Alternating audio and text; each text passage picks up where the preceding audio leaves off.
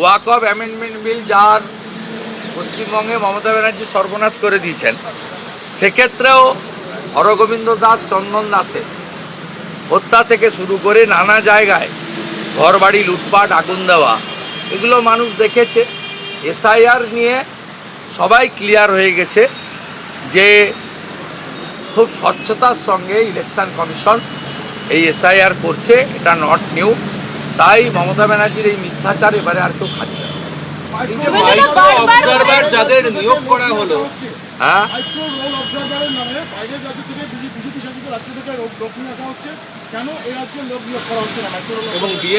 আমি মাইক্রো অবজারভারের তালিকা আমি জানি না। আমি শুনেছি 24 তারিখে তাদের ট্রেনিং হবে।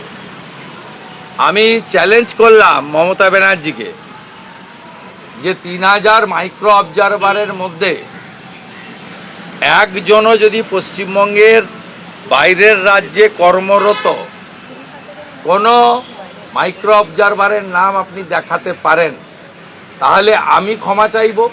আর আপনি যদি দেখাতে না পারেন, আপনাকে ক্ষমা চাইতে হবে। পশ্চিমবঙ্গের কেন্দ্রীয় সরকারি সংস্থা বা আধা কেন্দ্রীয় সরকারি সংস্থাতে কর্মরতদের বিষয়েই গাইডলাইন প্রকাশ করেছে ইলেকশন কমিশন। এক্ষেত্রে তারা বাইরের রাজ্যে কর্মরত এই রকম বিষয় মমতা ব্যানার্জিকে কে বলেছে, কোন পুলিশ তাকে বলেছে আমার জানা নেই। আজকে তিনি বিএলএ 2 যারা তৃণমূলের কলকাতা বা গ্রেটার ক্যালকাটা, তাদেরকে ডেকে যে মিটিং করেছেন, এতেই বোঝা যাচ্ছে মমতা ব্যানার্জি এসআইআরের ধাক্কায় বেসামাল।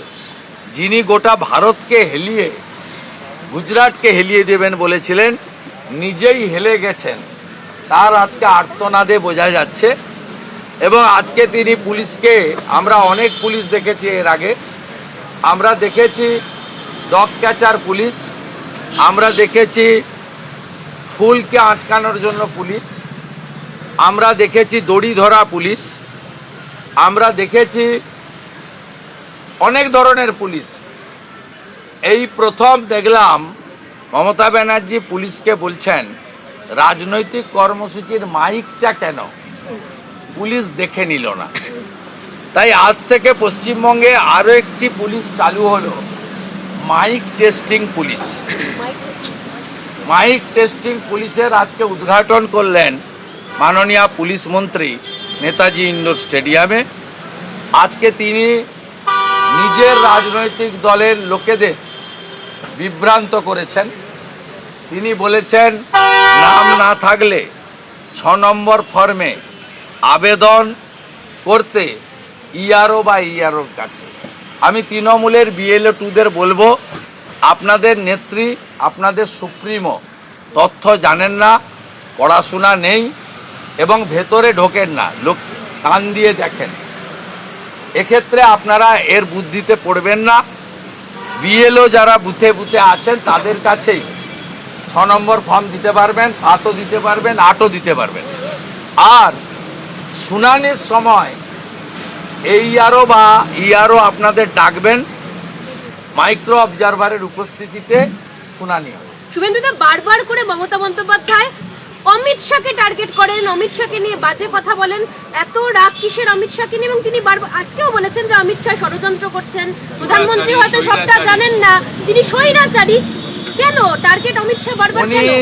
উনি যেভাবে ইলেকশন কমিশনকে ঠকিয়েছেন আরিজ আফতাবকে রেখে, সেই ঠকাতে পাচ্ছেন না, তাই রাগটা গিয়ে পড়েছে কেন্দ্রীয় স্বরাষ্ট্রমন্ত্রীর উপরে। যদিও ইলেকশন কমিশন সংক্রান্ত বিষয়ে স্বরাষ্ট্রমন্ত্রীর প্রত্যক্ষ কোনো রোল নেই, সবাই জানেন আপনারা। দ্বিতীয়ত, তিনি রাজীব সিনহার মতো চাটুকারকে বসিয়ে রাজ্য নির্বাচন কমিশনের মডেলে ভারতের নির্বাচন কমিশনকে চালাতে চেয়েছিলেন। সেগুড়ে বালি দিয়েছে ইসিআই এবং সিও, দুটো অফিস। এটাতে ওনার খুব রাগ হয়েছে। ওনার রাগ হয়েছে ইলেকশন কমিশনের অফিসকে নিজের পার্টি অফিসে পরিণত করতে চেয়েছিলেন, এক চিঠিতে election commission shipping corporation of ইন্ডিয়াতে অফিস শিফটিংয়ের ব্যবস্থা করে দিয়েছে। ওনার রাগ হয়েছে সুব্রত গুপ্তদের মতো, মিস্টার মুরুগানদের মতো, ডি অর্জুনদের মতো আরও একাধিক আইএস অফিসার উনার কাছ থেকে তালিকা না নিয়ে সরাসরি ইলেকশন কমিশন কেন এদেরকে স্টেট অবজারভার করে ইলেকশনে পাঠিয়েছে।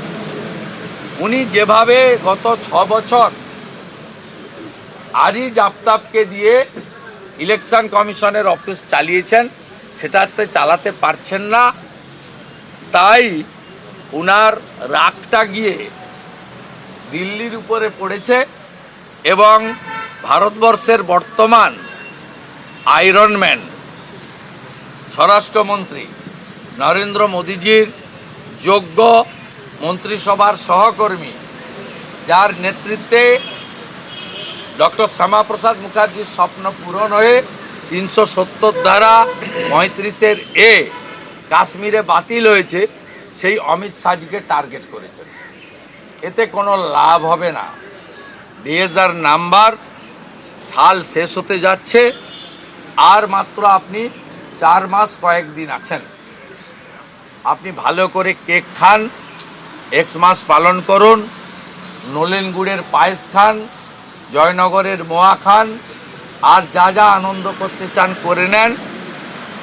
এপ্রিল মাসের পরে আপনাকে কেউ কম্পার্টমেন্টাল চিফ মিনিস্টার আর বলবে না, যেহেতু আপনি আমার কাছে হেরেছেন। আপনাকে এবারে প্রাক্তন মুখ্যমন্ত্রী বলুন। বাংলায় যেতাম দিল্লি কেড়ে নেব, কর্মীদের ভোকাল টনিক মমতা। হ্যাঁ, বাংলায় যেতাম দিল্লি কেড়ে নেব। উনি দিল্লিকে হেলাতে গেছিলেন, মেসি কাণ্ডে এমন হেলা হেলিয়েছেন, গাড়ি ঘুরিয়ে নিয়ে পালিয়ে গেছেন বাড়িতে। 15 বছরে প্রথমবার কয়াকারে পা, গাড়ি ঘুরিয়ে মারছুট, এ দৃশ্য আপনারা দেখেননি। তো ভগবানের মার, এ মার চলতে থাকবে। 100 দিনের প্রকল্প থেকে গান্ধীর নাম বাদ। আরে রাম তো একটি মহাকাব্যের চরিত্র। কে বাদ দিয়েছে? বাপু কাকে বলা হয়? বাপু কাকে বলা হয়? এইসব মিথ্যা কথা, ঢপবাজি। আপনি অ্যাম্বুলেন্সগুলো ছবি লাগিয়েছেন, 60% টাকা তো নরেন্দ্র মোদীজির ভারত সরকারের। জাতীয় যে স্বাস্থ্য মিশনের টাকা আপনি অ্যাম্বুলেন্সগুলোতে লাগিয়ে দিয়েছেন নিজের ছবি। আপনি পারেন করতে? আপনি প্রধানমন্ত্রীর অরুণোদয় কর্মসূচি, সোলার আলো, আপনি কয়েকদিন আগে বিজ্ঞাপন দিয়েছেন আলোশ্রী বলে। অতএব বাপুকে, নেতাজি সুভাষচন্দ্র বসুকে, সর্দার প্যাটেলকে কি করে রেসপেক্ট দিতে হয়, এটা নরেন্দ্র মোদীকে আপনার কাছ থেকে শেখাতে হবে না। অতএব নাম ছোট করেছে যাতে বেশি লোক বলতে পারে, শব্দবন্ধন কম খরচ করতে পারে, কিন্তু বাপুর নামে হয়েছে। আর বাপু মানে সবাই জানে মহাত্মা গান্ধীকেই সম্মান দিয়ে বলা হয়। তাতে আপনার এসব কথা মাথায় সাজে না। আপনি আরবি সংস্কৃতিকে বাংলায় আনতে চান। আপনি আমাকে প্রত্যেকটা কর্মসূচিতে বাধা দেন। আর আজকে হুমায়ুন কবির বেলডাঙ্গাতে তার রাজনৈতিক দলের প্রকাশ করলো, তাকে অনুমতি নিতে হয়নি, 500 পুলিশ পাঠিয়েছেন। আপনি মা কালীকে প্রিজন ভ্যানে তোলেন, আর বাবরের নামে ধর্মীয় প্রতিষ্ঠান গড়ার জন্য আপনি 1000 পুলিশ দাঁড় করান। আপনার মুখ থেকে সব কথা মানায় না। দীপু দাস বাংলাদেশের এক হিন্দু যুবক মিথ্যা প্রচার করে জ্যান্ত পুড়িয়ে দিয়েছে। মুখ্যমন্ত্রীর মুখ থেকে কোনো বক্তব্য নেই কেন? দীপু তো বাঙালি, দীপু তো গুজরাটি নয়, বিহারি নয়। আপনার একটা শব্দ নেই কেন? আপনি এখানে 50 মিনিট না 1 ঘন্টা মাঝে 20 মিনিট মাইক গন্ডগোল হয়েছিল, সেটাও ষড়যন্ত্র। কখনো বলছেন ষড়যন্ত্র, আর কখনো বলছেন পুলিশ দেখে নেবে। সেখানে তো আপনি একবারও দীপু দাসের মর্মান্তিক ঘটনা নিয়ে মুখ খোলেননি। অতএব মানুষ দেখছে আপনি এবারের নির্বাচনে চুরি যাতে করতে না পারেন তার জন্য ইলেকশন কমিশন চেষ্টা করছে। আমরাও অধীর আগ্রহ অপেক্ষা করে আছি। গত লোকসভা ভোটে সব দফাতে আপনার লোকেরা ক্যামেরা বন্ধ করে ভোট করেছিল। আমার অনেক দিন ডিউ আছে তথ্য প্রমাণটা সামনে আনা, সেটা আমি আপনাদের নতুন বছরের প্রথম সপ্তাহে দিয়ে দেব। তারা যে পরিস্থিতি তৈরি হচ্ছে, জনগণনা না করে এমনটা খবর মিলছে, যদি তিনি রাজসাক্ষী হন তাহলে কি তৃণমূলের বিপদ আসন্ন? তৃণমূলের কি বিপদ আসন্ন? না, যদির উত্তর দেব না। রাজসাক্ষী হবেন? যদির উত্তর আমি দিতে পারবো না। হবেন কিনা উনি বলতে পারবেন, উনি বলতে পারবেন, আমি বলতে পারবো না। বিভাজন করার চেষ্টা করছেন, মতুয়াদের মধ্যে টাকা দিয়ে টাকা দিয়ে বিভাজন করার চেষ্টা করছেন, অভিযোগ করছেন মুখ্যমন্ত্রী এবং মুখ্যমন্ত্রীর উদ্দেশ্যে তিনি বলেছেন যে আপনারা বিজেপির প্রধান বিভ্রান্ত হবেন না। বিজেপি যা করে সবই টাকা দিয়ে, আর উনি যা করেন সব কিছু ভালোবাসা দিয়ে। ওনার এই মিথ্যাচার অনেক মানুষ দেখেছে। উনি বরাবরই হিন্দুদের বিভক্ত করতে চান। উনি পাহাড়ে 11টা বোর্ড বানিয়েছেন নেপালিদের ভাগ করার জন্য, Bhutia board, Lepcha board, Tamang board. উনি নমশূদ্র বোর্ড বানিয়ে মুকুল বৈরাগীকে দিয়ে নমশূদ্রদের বিভাজন করতে চেয়েছেন। উনি বংশীবদন বর্মনকে দিয়ে ওখানে রাজবংশীদেরকে, সেখানে আবার একটা রাজবংশী বোর্ড বানানো, আবার কাকে বসিয়েছেন নতুন, এখন বংশীবাবু খারাপ হয়ে গেছে হয়তো। এইভাবে আপনি নানা জায়গায় হিন্দুদের ভাষার নামে, জাতের নামে ভাগ করতে চান, অথচ আপনি কখনো উর্দু স্পিকিং মুসলিম বলেন না, বাংলাভাষী মুসলিম বলেন না। তাদেরকে বলেন আপনারা মাইনরিটি, আপনারা মুসলিম, আপনারা সংখ্যালঘু। আর আমাদেরকে বলেন তুমি হিন্দিতে কথা বলো, তুমি বাঙালি নও, তুমি অসমিয়ায় কথা বলো, তুমি বাঙালি নও, তুমি গুজরাটি, তুমি বাহারি, বাইরের লোক। সব সময় সনাতনীদেরকে ভাষার নামে বিভক্ত করা, ব্রাহ্মণ, ক্ষত্রিয়, বৈশ্য, শূদ্র তার নামে বিভক্ত করা, এবং তফসিলি জাতি, তফসিলি উপজাতি তাদের মধ্যেও নানা ধরনের বোর্ড ইত্যাদি করে তাদেরকে বিভক্ত করা। কোথায় কোথায় বোর্ড বানানো, যে বোর্ডের না আছে অর্থ, না আছে কাজ করা। সম্প্রতি বাউরি বোর্ড করেছেন, আরও বোর্ড হয়তো করবেন। কুর্মী বোর্ড আগে করেছিলেন, কুর্মীদের কি হয়েছে? আপনি বরাবরই যারা রাষ্ট্রবাদী, যারা সনাতনী তাদের বিভক্ত করতে চান ভাষার নামে, জাতের নামে। সেই জন্য এবারে আওয়াজ উঠেছে বাটনা মত, বাটেঙ্গে তো কাটেঙ্গে। এবারে কেউ বিভক্ত হবে না। ভাষার নামে, জাতের নামে আপনি বিভক্ত করতে পারবেন না।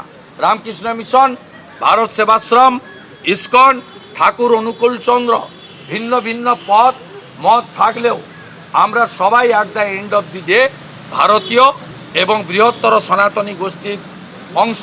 আমরা ঐক্যবদ্ধভাবে আপনাকে সরাবো।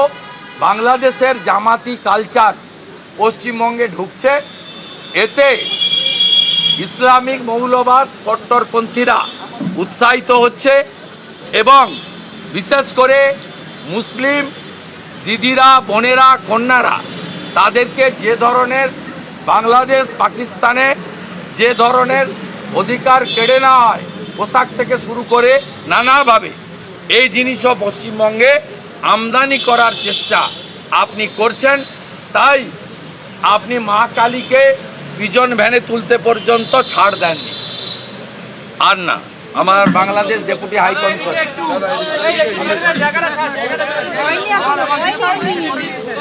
আপনার 1.5 কোটি নাম কেটে দিতে হবে। ইলেকশন কমিশন সেজন্য তৈরি করে চালাকি করছে। চালাকি করে কখনো মহৎ কাজ হয়? খোকা বাবু কাকে বলেছেন তো আমি জানি না। আমি তো খোকা নই। 55 বছর আমার হয়েছে 15ই ডিসেম্বর। 55 বছরের কোনো লোককে খোকা বলা হয় না। কাকে বলেছেন আমার জানি না, জানা নেই, তবে আমি বাবু সোনার মতো নই, এটুকু বলতে পারি। শেষ প্রশ্ন, হুমায়ুন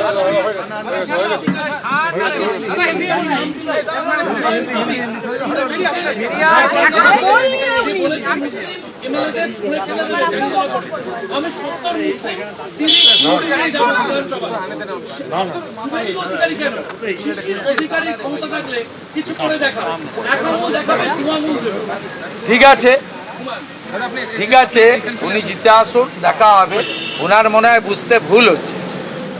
আমি এখানে যে বক্তব্যটা রেখেছি তৃণমূলের মুসলিম নেতাদের উদ্দেশ্যে রেখেছি, অ্যাজ এ হোল মুসলিম কমিউনিটির নামেও বলিনি। আর হুমায়ুন কবির যদি তৃণমূল না করেন ওনার গায়ে লাগারও কোনো কথা নয়। উনি যদি তৃণমূল করেন এখনও মনে প্রাণে, উনি যদি মনে প্রাণে এখনও তৃণমূল করে থাকেন, মমতা ব্যানার্জির সঙ্গে কথা বলেই এইসব কাণ্ড কারখানা করে থাকেন, তার অর্থে যদি করে থাকেন, আইপ্যাকের বুদ্ধিতে যদি করে থাকেন, তাহলে উনি এই হিসাবের মধ্যে পড়েন। আমার বক্তব্য ছিল খুব পরিষ্কার, অ্যাজ এ হোল মুসলিম কমিউনিটিকে আমি বলিনি। আপনি আমার আগের বক্তব্য আবার দেখে নিন।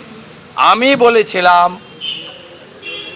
হিন্দুরা যেভাবে মমতা এবং তার পুলিশের দ্বারা অত্যাচারিত, হিন্দুরা ঐক্যবদ্ধ হচ্ছেন, কোনো হিন্দু এলাকা থেকে তৃণমূলের প্রতিনিধি আগামী বিধানসভায় আসবে না।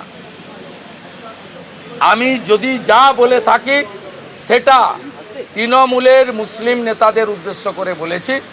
সমগ্র মুসলিম কমিউনিটি বা নৌসাদ বা এখন সদ্য নিজেকে তৃণমূল ছেড়েছে বলে বলা হুমায়ুন কবিরদেরকে আমি বলিনি। অর্থাৎ আমি আবারও বলি, তৃণমূল মুসলিমদের একটা ক্ষুদ্র অংশকে তাদেরকে ব্যবহার করছে, গুন্ডাতে পরিণত করেছে এবং তাদেরকে দিয়ে ভোট লুট থেকে, অর্থ লুট থেকে সব কিছু কাজই এই তৃণমূলের মুসলিম নেতারা করছেন। এটা সবাই জানে। এবং এরা কেউ, আমি দায়িত্ব নিয়ে বলতে পারি, ফজরের নামাজ পড়ে না, এরা জাকাত করে না, এরা তাদের যে ধর্মীয় অনুশাসন মানে না, আর ধর্মে যেগুলো নিষিদ্ধ আছে, সুরাপান, সুদখোর, সুদ গ্রহণ, সেই কাজগুলোই করে। এবিপি আনন্দ, এগিয়ে থাকে, এগিয়ে রাখে।